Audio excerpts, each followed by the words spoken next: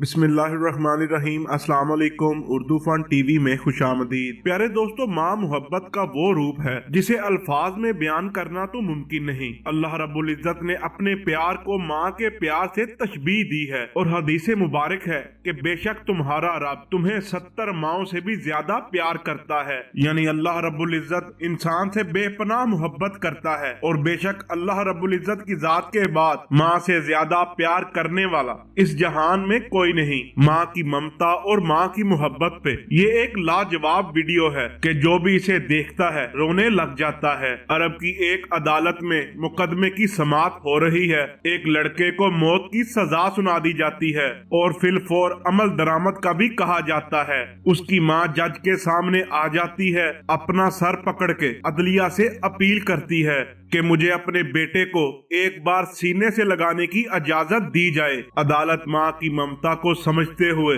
इजाजत दे देती है कि वो अपने बेटे को सीने से लगा सकती है। माँ भागकर बेटे को सीने से लगा लेती है। एक अजीब मंजर है, माँ रो रही है, बेटा भी रो रहा है। माँ की तड़प देखने वाली है। शायद दुनिया की सबसे अलमनाक ये वीडियो है।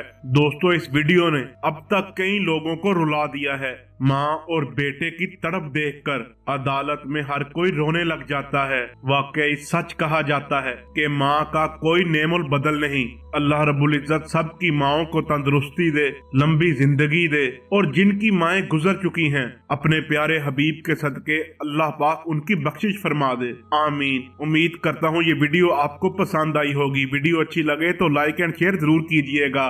मिलते हैं अगली वीडियो में, तब तक के लिए अल्लाह हाफिज।